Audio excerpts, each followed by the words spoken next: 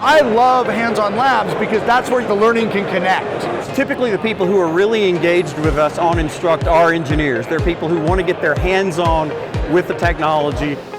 Give the customer a sandbox where they can go through and actually experience our products for themselves. It's learning through doing, right? With Instruct, we were able to just build these labs and show people step by step how do you deploy Portworx, how is Portworx working with those Kubernetes clusters. One of my main metrics is how many people walk out.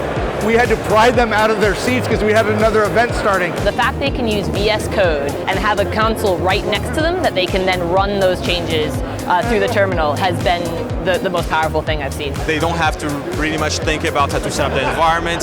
They really focus on what I have to say, and the platform is there to assist them. And with Instruct, we can just build the lab, provision it out at runtime, and it all works out really well. It's super scalable for us. Instruct is critical to us because of its reliability even in large environments.